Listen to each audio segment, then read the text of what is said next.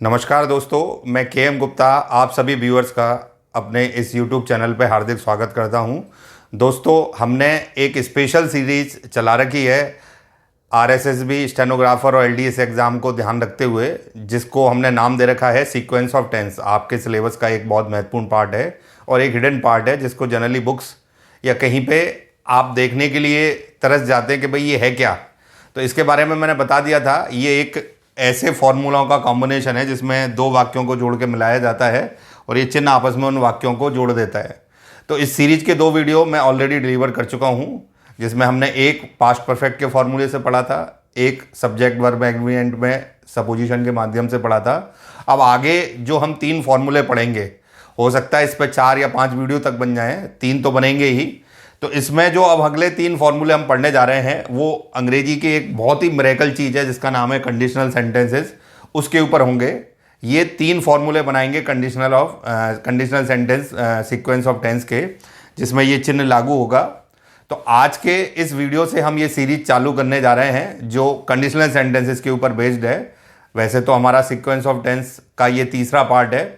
अब इसके आगे और भी पार्ट आएंगे जिसमें ये तीनों फॉर्मूले कंप्लीट हो जाएंगे, तब जाके ये हमारी श्रृंखला समाप्त होगी, ये चैप्टर खत्म होगा। तो दोस्तों, अभी आपके सामने मैं इसके बारे में डिटेल में बात करूंगा क्योंकि ये बहुत बड़ा मैटर है। बहुत ईजिली हम फॉर्मूला ड्राइव नहीं कर सकते, कई सारी चीज़ें हमें इसमें आनी चाहिए आगे बढ़ने से पहले। तो कंडीशनल सेंटेंस को मैं समझाऊं उससे पहले, अगर आप दोस्तों इस चैनल पर नए हैं तो इस चैनल को सब्सक्राइब कर लीजिए। आपको अगर ये वीडियो पसंद आता है तो इसे लाइक ज़रूर करें, नहीं पसंद आता है तो वो आप अपने विवेक पर छोड़ दें, डिसलाइक भी कर सकते हैं। और अपना कीमती कमेंट हमें ज़रूर दें जिससे कि हमें पता लगे कि हम जो चीज़ आपको डिलीवर कर रहे हैं वो आपको मदद कर पा रही है या नहीं कर पा रही है।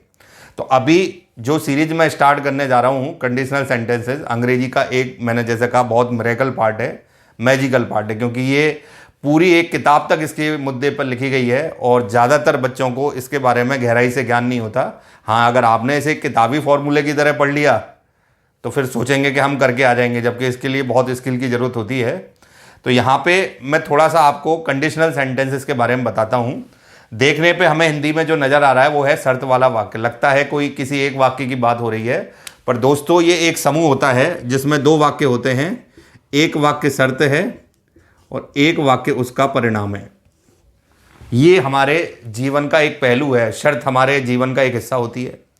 जैसे बचपन में बच्चा छोटा होता है तो माँ उसको कोई लालच दे के कहती है कि भाई ये वस्तु खा लो, या कोई खाने पीने के लिए चीज़ देती है कि आपको टॉफ़ी दे देंगे, तो उसमें एक शर्त है कि ये पूरी करोगे, ये परिणाम। थोड़ा बड़ा बच्चा होता है फिर कहते हैं भाई पढ़ाई कर लो, आपको ये उपहार में मिल जाएगा, साइकिल दे देंगे, बाइक दे देंगे। तो ये डिपेंड करता है कि आप शर्त पूरी करेंगे, आपका परिणाम आपको मिल जाएगा। तो 2 चीज़ें आपस में अधीन है। ये हमारे प्रैक्टिकल जीवन से उठाए गए 3 फॉर्मूले हैं जो कंडीशनल सेंटेंसेस पे बनते हैं।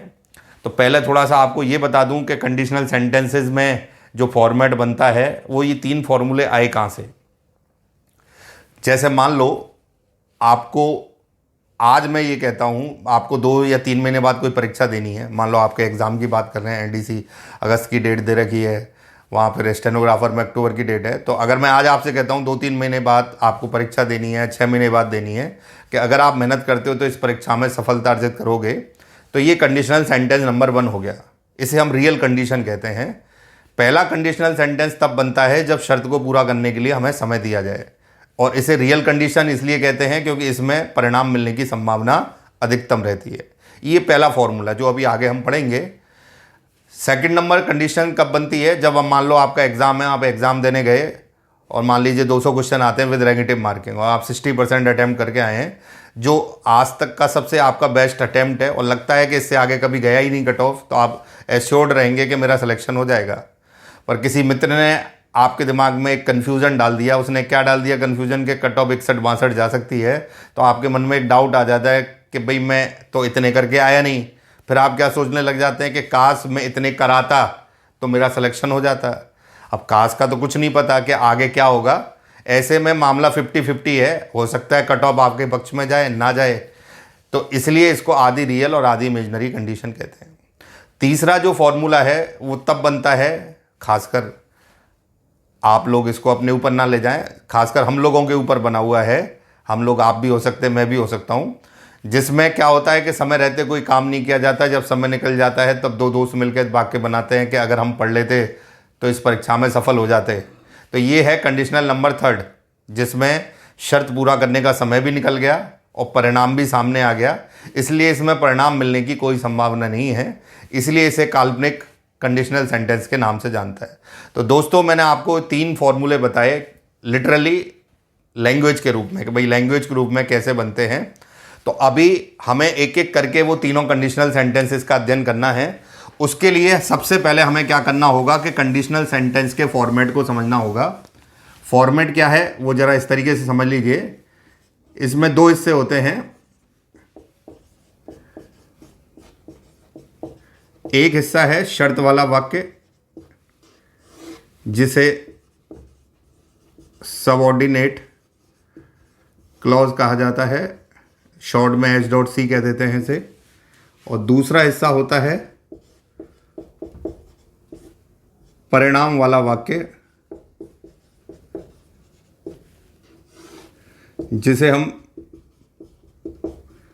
प्रिंसिपल क्लॉज कह देते हैं, ये कहलाता है P.C। तो एक फॉर्मेट है ये कंडीशनल सेंटेंस को पढ़ने का। अगर ये फॉर्मेट नहीं आता है तो एक भी फॉर्मूले का अध्ययन नहीं कर सकते हम। तो यहाँ पे हमने ये फॉर्मेट देखा, इसके 2 हिस्से हैं, ध्यान से समझ लीजिए। मैं आपको तीनों फॉर्मूले इसी क्रम में पढ़ाऊंगा और ये वही चिन्ह बनेगा S1 और ये डिपेंडेंट ऑन H2, यही सीक्वेंस ऑफ टेंस होता है। इसमें शर्त वाला वाक्य जनरली इफ और अनलेस से चालू होता है, तो एक चीज़ तो आप दिमाग में ये रख लीजिए। और दूसरा हिस्सा होता है इसका परिणाम।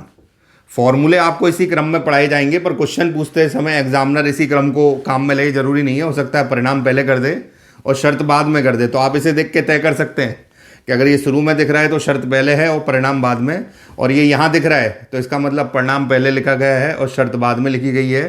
तो आपको फॉर्मूला उसी हिसाब से चेक करना है।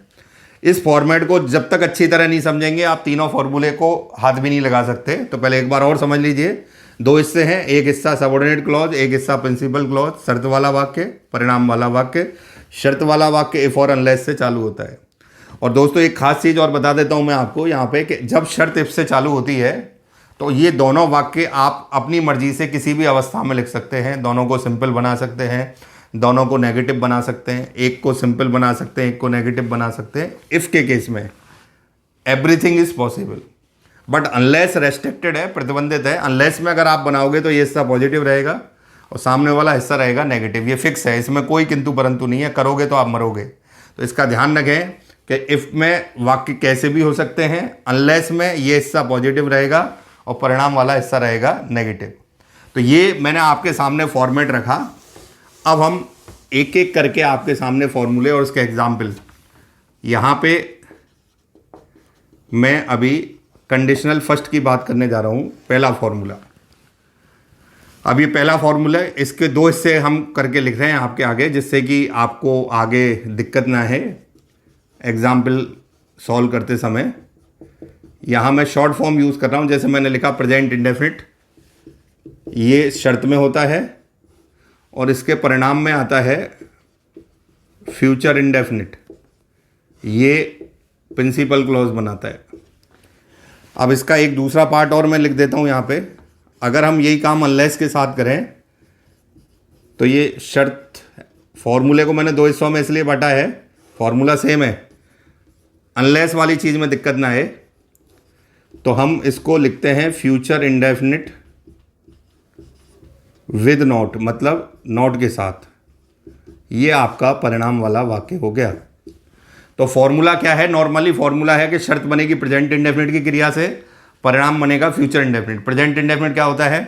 प्रेजेंट इंडेफिनिट 3 चीज़ें होती हैं। अगर सिंपल सेंटेंस बनाएंगे तो सब्जेक्ट सिंगुलर है तो ऐसे ही एस आएगा, प्लूरल है तो फर्स्ट फॉर्म, नेगेटिव है तो डू या डज के साथ फर्स्ट फॉर्म। टेंस के ज्ञान के लिए आप हमारे टेंस वाली प्लेलिस्ट में जाके टेंस के वीडियो देख सकते हैं दोस्तों। फ्यूचर इंडेफिनिट का मतलब अगर सब्जेक्ट आई और वी है तो शैल के साथ फर्स्ट फॉर्म, बाकी सब्जेक्ट हैं तो नॉट बिल के साथ आएगा। और अनलेस में आपको ध्यान रखना है कि फ्यूचर इंडेफिनिट में नॉट लगा के लिखना है, क्योंकि अनलेस की एक शर्त होती है कि इधर शर्त बनती है पॉजिटिव और परिणाम बनता है नेगेटिव। तो इसके ऊपर कई सारे क्वेश्चन हमें डिस्कस करने हैं। मैंने फॉर्मूला आज आपको बिल्कुल क्लियर वे में समझा दिया। अब यहाँ पे मैं आपको इसका बहुत सिंपल एग्जाम्पल, एक दो एग्जाम्पल अभी बता देता हूँ, बाकी डिटेल में हम अगले वीडियो के ऊपर चर्चा करेंगे इसके अंदर।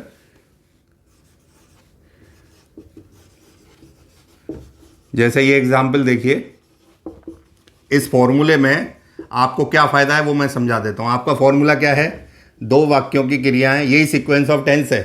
आपको या तो इधर की क्रिया करनी है या इधर की। अब आपको परिणाम की क्रिया फ्यूचर इंडेफिनिट में दे रखी है और इफ से चालू हो रहा है वाक्य, तो शर्त किस में बनेगी, प्रेजेंट इंडेफिनिट, और सब्जेक्ट सिंगुलर है। तो आपको इस क्रिया में प्रेजेंट इंडेफिनिट बनाने के लिए क्या लिखना पड़ेगा, एस या यस। ये उत्तर हो गया आपका।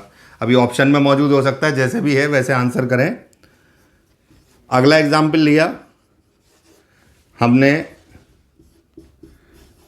ये लिखा इस तरीके से, यहां पे इसको थोड़ा सा मॉडिफाई कर देते। हमने लिखा if they play well they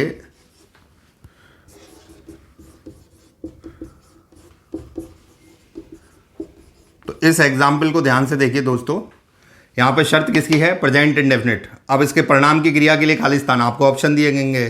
तो यहां पे हमें फ्यूचर इंडेफिनिट की क्रिया बनानी है, तो सब्जेक्ट के हिसाब से बनाएंगे तो विल और मेन वर्ब की फर्स्ट फॉर्म क्या आ जाएगा यहाँ पे, विल। तो ये दो एग्जाम्पल से आपको दोनों तरफ की क्रियाएं अप्लाई करना आ गया। इसके बाद जैसे मैं एक अनलेस का एक एग्जाम्पल और समझा दूं,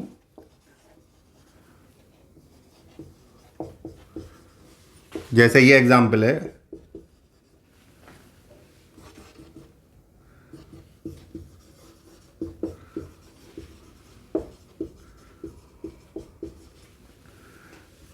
इसको भी समझ लीजिए इसमें क्या करना होता है।